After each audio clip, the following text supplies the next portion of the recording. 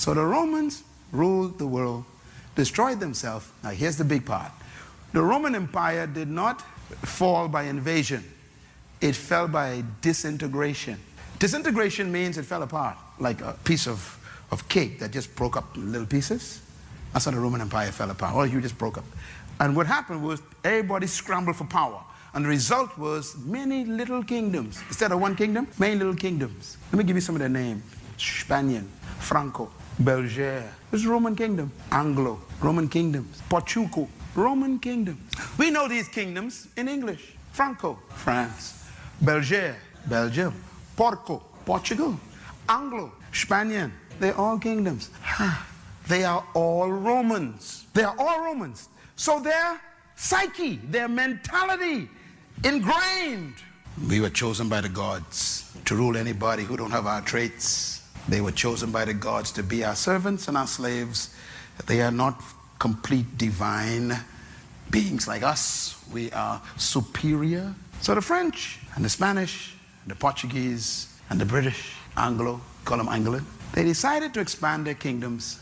So they came to Africa and the Caribbean, and we call it colonization. Colonization is the expansion of Greek leadership philosophy. So going to Africa and bringing slaves over as merchandise was easy. Why? Big nose, big lip, dark skin, busy head, black eyes. I found 1 million servants, they say. So they come to the West, they establish their plantations, whether it is Carolina or Florida or Louisiana or the Bahamas or Jamaica or Barbados or St. Kitts or St. Thomas or St. Lucia or Guyana or Mexico. They had their plantations and they couldn't use the people they met here because they killed them out with disease. And so they went and found some divine slaves chosen by the gods to work the ground. And they brought them over on ships. And the first ones to bring them was the Portuguese. The Portuguese told the British, we found some people to work the farms. And the British said, where you got them from? They follow us. And they went to the west coast of Africa.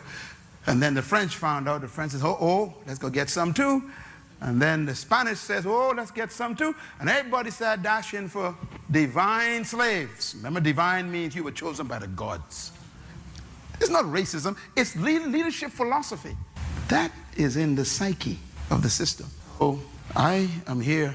You are here. Some of you of my pigmentation and millions of us here in the region because of a leadership philosophy. That's how important leadership is. If the blind lead the blind. We were being led. And they convinced you. Matter of fact, if you read the writings of the oppressor, they wrote things like this.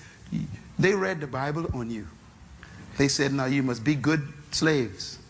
And they gave us Jesus. You wonder why, you know, the black Muslims and people like that rose up? Because they even used Jesus as part of manipulation. You know, Jesus said you must be nice slaves. And then you'll go to heaven. If you go to heaven, you'll get robe and shoes. You can't get them now because we ain't giving you none. But you know, you get them and you get to heaven. So now so the slave in the farm starts singing, I got a shoe, massa, you got a shoe.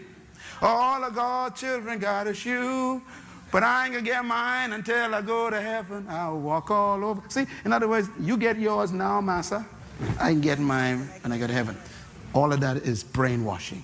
Those songs that we used to glory and call Negro spiritual, you need to read the words of those songs. They are strong songs of conversion for your mind to make sure you never rise above. I used to sing them, so don't look at me funny. I was born in a little town called Baintown. That was a village of slaves. I'm trying to show you where leadership problems come from. So for 394 years, they ruled these islands, and they made all of us believe you were born to clean my house. You were created to plant my corn. You were sent by God to wash my clothes and cook for my children. And so there we were stuck in the back room. Oh, by the way, you know, you ain't got no charisma, so you must be seen and not heard. You see, that's part of the system. So you're supposed to work, but no one's supposed to see you. And so the little slave walk around the house cooking, and that's, you know, and they ain't supposed to be around when master got friends. See, the whole thing, psychological. That's why some of you all are timid. You're so timid today, and you think you're cool. Timidity was taught. That is why when a man of my pigmentation speaks up, it makes them nervous because you ain't behaving.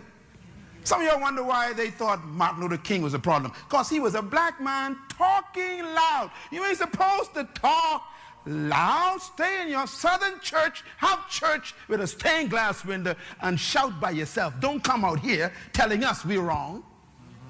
That was the problem. It was a leadership problem. To tell Miss Rosa Parks that she's in the wrong seat was very natural for them. You don't understand. You say, there ain't no prejudice. This is the conditioning of the culture. You ain't supposed to sit here. Yeah, but I'm a human. You ain't no complete human. See? The gods told us where you're supposed to sit. In the back, they say. Divine assignment. I'm saying this for a reason. That is still here in the Bahamas. Yes. No matter how much school you go to, no matter how many degrees you get, no matter how much you think you know, when you come back, they tell you, you're just a smart slave. It's a leadership mentality. So now you know why Myles Monroe is angry. You see why I hate oppression? Because I got the truth. I love it. I love everybody. I like everybody. You know, I like everybody. But don't you ever imagine you're better than me.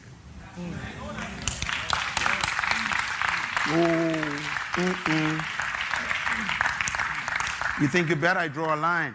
Cross that. That's a Bain Town talk. You don't know about that. Here's what I have to tell you after watching this video, and here is what we can learn. Everyone is equal. Say no to treating people differently because of the skin color. Skin color should not be the basis of judging someone. Skin color is just something which should not happen. It shouldn't. You know, in our big group called society, it is important to understand that thinking that some people are better or worse based on skin color is something from the past, something archaic, and we shouldn't do it anymore. Whether someone is black or white, we are all the same in the eyes of the society. Long ago, people used to believe that some people were better than just because of their skin color.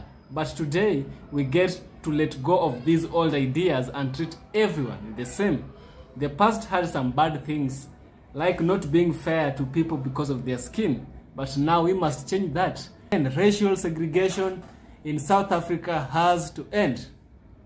Racial segregation in USA has to end in these modern days and time. But it's not a job of only a single person. It's a collective task, you know. Now, it's our job as humans to make sure everyone gets the same chances. You know, even if we remove the skin, if everybody's skin is removed, we are the same inside. We have the same blood, we have the same heart, we have the same lungs. We are humans, we are Homo sapiens, you know. So treating other people differently because of their skin is not fair, and we should stop doing that. We are like different puzzles that fit together to make a beautiful picture. Our differences make us stronger, and we should celebrate that. Let's be friends with everyone, no matter their skin color, and make a world where everyone is treated the same. The notion that racial superiority or inferiority is an affront to the principles of justice and equality that form the cornerstone of a harmonious society. The idea of racial, one race is bigger than the other, is something we should do away with. When we can't do away with this, that's when we are building a strong foundation for humans to coexist with one another within the society. So, by discarding these outsided beliefs, we pave way for a future where merit, characters, and abilities are the benchmarks upon which individuals are assessed. You know, in the grand tapestry of humanity, diversity is the vibrant thread that weaves a rich and resilient fabric. Embracing this diversity requires dismantling the walls of prejudice and fostering an environment where everyone, irrespective of race, has the opportunity to flourish. I said this back then, and I'm again repeating it so that it sticks to our mind. It is through unity in diversity that we unlock the true potential of our collective strength. By championing the cause of equality, we not only reject the chain of racial inferiority, but also contribute to the creation of a society where justice prevails over prejudice. Justice should precede prejudice, you know. Let us be the architects of change, ensuring that the mirror reflecting our shared existence showcases a world where all individuals, black or white, stand on an equal footing. So, here's something we have to know. The narrative of racial inferiority belongs to the shadows of the past, as the late brother, Dr. Myles Monroe, has stated. As we stride towards forward into a more enlightened future, let us carry the torch of equality and justice, acknowledging that in the grand tapestry of society, we are all equal threads woven together by the common fabric of humanity. In the totality of reality, we are all people who share the same common values. This thing of racial segregation was something that was developed by the people from the past. They developed it in order to ensure dominance, you know. But those kingdoms fell. The Roman Empire fell. The Ottoman Empire fell. The Babylon fell. The person who was Genghis Khan, he fell. Alexander the Great, he fell. Cleopatra, she fell. Egyptian civilization, they fell. All these things which were made to make other people inferior and superior, these people fell, and we no longer have them, but we have the effects today. I think as Africans, as white people also, we are humans. I don't see black, I don't see white, I see humans, you know, and that is how it should be. That is how it should be. And thank you, because the brother, the late Dr. Myles Monroe, was able to share with us this hidden information. So if you find value in these videos of reaction, commentary, and critical analysis, do share the video, you know, subscribe to the channel. Also, you can donate to the channel, give a super thanks. Also, you can become a Patreon member to the channel. Help this channel, because each day you have to learn something. Make each day a day for you to learn. Don't sleep the same way you woke up. Learn something. So see you in the next video. Subscribe. Africans, we love you all. Yeah.